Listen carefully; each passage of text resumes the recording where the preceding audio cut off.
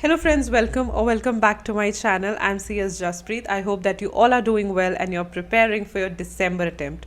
तो last attempt में हमने डिस्कस किया था कि जो 25 अगस्त को आपका रिजल्ट आने वाला है उसके लिए क्या माइंडसेट होना चाहिए, क्या अप्रोच होना चाहिए ताकि आपका दिसंबर का अटेम्प्ट बहुत अच्छा जाए।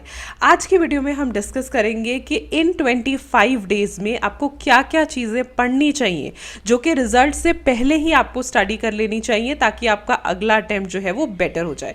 इसमें से कुछ ऐसी चीज़ें भी हैं जो देखने का या सोचने का या एनालाइज करने का हमें टाइम ही नहीं मिलता। उसका रीज़न ये है कि जैसे ही आपका रिजल्ट आएगा अगले दिन एग्ज़ाम फॉर्म्स खुल जाएंगे, जैसे ही आप एग्ज़ाम फॉर्म भरोगे आपको अटेम्प्ट देना पड़ेगा, तो ये छोटी छोटी चीज़ों के बारे में आप डिस्कस कर ही नहीं पाओगे।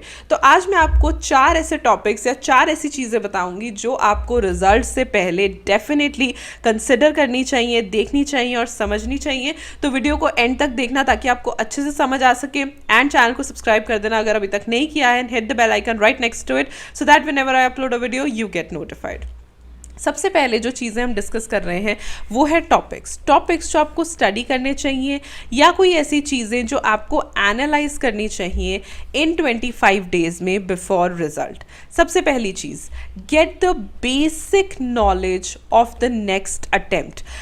When I say next attempt, अगर आपने मेरी प्रीवियस वीडियोस देखी हैं, टाइम टेबल सीरीज़ देखी हैं जहाँ पे मैंने आपको गाइड किया है कि कौन सा अटेम्प्ट देना चाहिए, तो जो भी आपने डिसाइड किया सेम अटेम्प्ट देना चाहिए या नेक्स्ट मॉड्यूल का अटेम्प्ट देना चाहिए, उसकी एटलीस्ट आपको बेसिक बातें आनी चाहिए। बेसिक नॉलेज की अगर हम बात करें, फॉर एग्जांपल कंपनी लॉ है तो उसकी जो बेसिक टॉपिक्स हैं आपको थोड़ा आइडिया होना चाहिए कि नेक्स्ट अटेम्प्ट आप स्टार्ट करने वाले हो, उसके कॉन्सेप्ट्स आपको पता होने चाहिए कि सब्जेक्ट क्या है, सब्जेक्ट का बेस क्या है। इसके लिए आप यूट्यूब पे रेफर कर सकते हो या जो इनिशियल चैप्टर्स होते हैं ना, इंट्रोडक्शन होती है, वो पढ़ सकते हो। आप में से बहुत बच्चे कहेंगे कि it's completely wastage of time, लेकिन द पॉइंट इज अगर आप ये सब चीज़ें पढ़ते हो, इंट्रोडक्शन पढ़ते हो, तो ऑटोमेटिकली आपका उस सब्जेक्ट में इंटरेस्ट क्रिएट होता है और आपको उस सब्जेक्ट को पढ़ने में मज़ा आता है। So it's very very important कि आप इस टाइम को इस तरीके से यूटिलाइज कर सकते हो कि आप अपने नेक्स्ट अटेम्प्ट के जो सब्जेक्ट्स हैं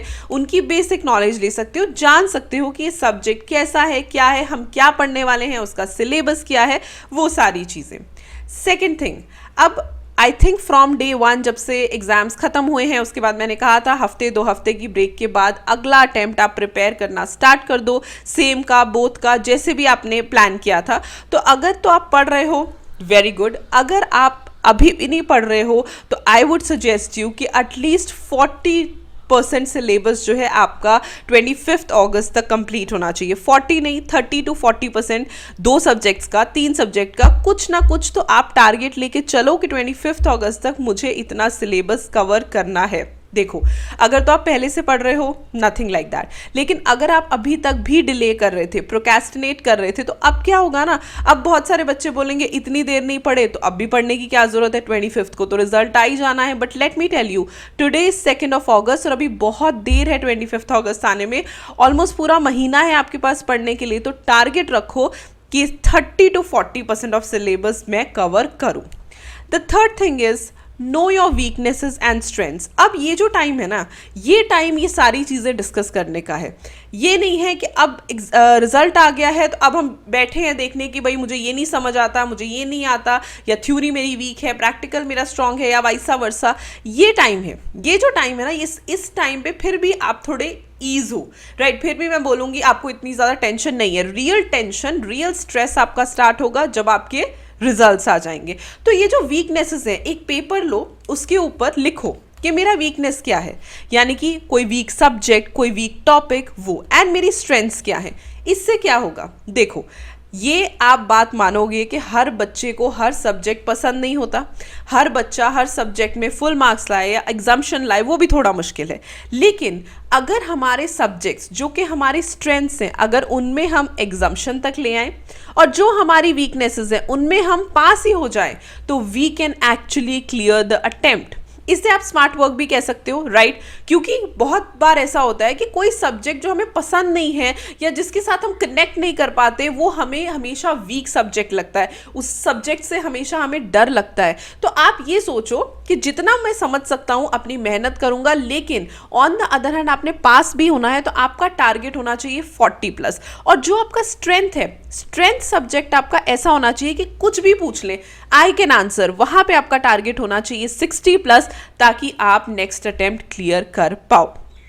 तो आप पेपर पे ये दोनों चीज़ें लिखो ताकि अगले अटेम्प्ट में तो एटलीस्ट आप अपनी ये जो वीकनेस और स्ट्रेंथ है अपने फायदे में यूज़ करके अगला अटेम्प्ट क्लियर कर सकते हो। And last thing, work on your shortcomings. अब जैसे ही रिजल्ट आएगा ना, यू वुड सी कि बहुत सारे बच्चे टीचर्स को ब्लेम करेंगे, इंस्टीट्यूट को ब्लेम करेंगे, बट द पॉइंट इज कि इन दोनों चीज़ों को करने से आप पास नहीं होगे। आप पास होगे अपनी कमियों को दूर करने से, अपनी शॉर्टकमिंग्स को दूर करने से। तो पेपर लो, पेन लो और बैठो और देखो कि वेयर डू आई लैक। अगर मैं क्लियर नहीं कर पा रही हूँ या क्लियर नहीं कर पा रहा हूँ तो ऐसी क्या चीज़ें हैं? Do I have more responsibilities? Am I not getting time? Am I not investing time? या मैं ठीक से पढ़ नहीं रहा हूं, या मेरी स्ट्रैटेजीज गलत है, या मेरी राइटिंग प्रैक्टिस नहीं है, या मैं स्टडी मटेरियल टोटली स्किप कर रहा हूं? लिखो आराम से। ये जो 25 दिन है ना, इन्हें ऐसे यूटिलाइज करो कि प्रेपरेशन भी करो और ये चीज़ें भी करो ताकि आप जो है अपना अगला अटेम्प्ट सही कर पाओ। एक अटेम्प्ट में जो बच्चे पास नहीं कर पाते, अगले अटेम्प्ट में आप बिल्कुल अगले अटेम्प्ट में क्लियर कर सकते हो। फॉर एग्जाम्पल, एक अटेम्प्ट में आप क्लियर नहीं कर पाए तो बिल्कुल अगले अटेम्प्ट में क्लियर करने के लिए या पास होने के लिए सबसे बड़ी चीज़ होती है अपनी शॉर्ट कमिंग्स को देखना, उन पे काम करना और उन्हें दूर करना, right? Because impossible is nothing. आपको पता होगा, ठीक है, आपको ये किसी से डिस्कस करने की जरूरत नहीं है। आप पेपर लो, पेन लो, उसके ऊपर लिखो शॉर्ट कमिंग्स और उसके आगे सल्यूशन। क्या आपकी शॉर्ट कमिंग है, यानी कि क्या आपकी तरफ से कमी छूट रही है और उसकी आई वुड से उसका सल्यूशन क्या है, ठीक है? आप ऐसा क्या कर सकते हो कि आप उसे बेटर कर सकते हो, बिकॉज जब आप उसे बेटर कर पाओगे तभी आप क्लियर कर पाओगे। ये बहुत ही छोटा सा पॉइंट है या बहुत ही छोटी सी डिस्कशन है जो आपके दिमाग में बिल्कुल क्लियर होनी चाहिए। ये समझो कि you are responsible for your result, ठीक है? तो आप अपने ऊपर फोकस करो, अपनी वीक सब्जेक्ट के ऊपर, स्ट्रॉन्ग सब्जेक्ट के ऊपर फोकस करो, अपनी शॉर्ट कमिंग्स के ऊपर फोकस करो, एंड ट्रस्ट मी, आप अगला अटेम्प्ट ज़रूर क्लियर कर पाओगे, राइट? ये जो 25 डेज है ना, इन्हें आप वेस्ट मत करो, बिकॉज बहुत सारे बच्चे हैं जो अभी तक भी नहीं पढ़े और अब उन्हें लगता है कि अब क्या ज़रूरत है, अब तो 25 दिन ही रह गए। एटलीस्ट आप इस टाइम में ये 4 चीज़ें करो और ये समझो कि अगर मैंने दिसंबर अटेम्प्ट देना है तो मैंने कैसे देना है, कैसे माइंडसेट से देना है, जो मैंने आपको लास्ट वीडियो में बताया था।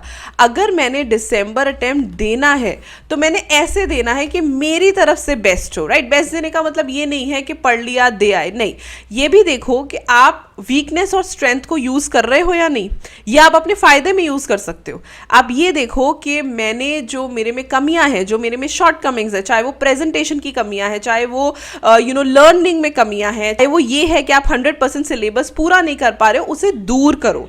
जब तक आप उस शॉर्ट कमिंग को दूर नहीं करोगे, it will be very difficult to clear the next attempt. लेकिन जब आपने वो शॉर्ट कमिंग्स देख ली और आपने अपने आप को समझा लिया कि हाँ ये मेरी कमियां हैं, I have to work on this, आप अपने आप देखोगे you would find the solution और आप जरूर अगला अटेम्प्ट क्लियर कर पाओगे, राइट? ये मेरी तरफ से कुछ सजेशंस हैं इन बचे हुए 25 डेज के लिए, ताकि आप इन्हें मैक्सिमम टू मैक्सिमम यूज कर पाओ। I hope this video helps. ये वीडियो अगर अच्छी लगी हो तो लाइक कर देना। अगर आप मोटिवेट हुए हो, अगर आपको इस वीडियो में मेरी कही हुई कोई बात अच्छी लगी हो तो जरूर कॉमेंट करके मुझे बताना। अगर आप ऐसी वीडियोस देख के मोटिवेट होते हो तो भी मुझे कॉमेंट करके बताना। I love to read your comments and I will see you super soon in my next video. Till then, stay happy, stay blessed, and keep the preparations on. Bye bye.